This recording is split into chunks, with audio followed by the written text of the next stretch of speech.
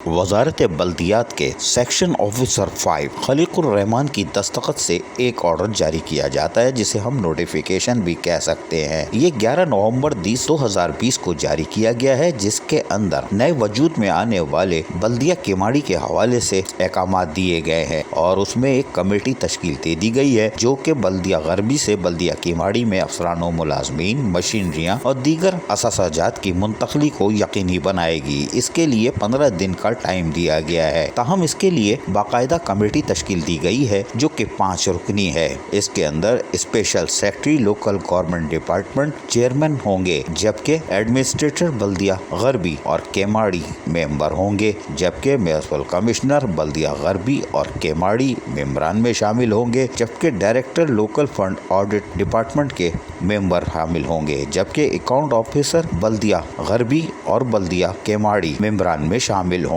ये कमेटी 15 दिन में अपनी रिपोर्ट फराहम करेगी। ताहम Najam Ahmad Shah secretary local government board की हिदायत पर सेक्शन ऑफिसर खलीकुर रहमान, जो सेक्शन ऑफिसर 5 हैं, उन्होंने नोटिफिकेशन जारी कर दिया है और 15 दिन में अगर ये मामला तय हो जाते हैं तो बल्दिया केमाड़ी फंक्शनल हो जाएगा और आने वाले दिनों में ओजट्टी में भी फर्क आएगा। बल्दिया गरबी के पास इम्कानात हैं कि 8 से 9 करोड़ की रिकवरी रह जाएगी और बाकी 17-18 करोड़ की रिकवरी केमाड़ी टाउन चली जाएगी। उसके बाद क्या होगा हमें नहीं मालूम। अजीज आरिफ, KBS बल्दियाती न्यूज़, कराची।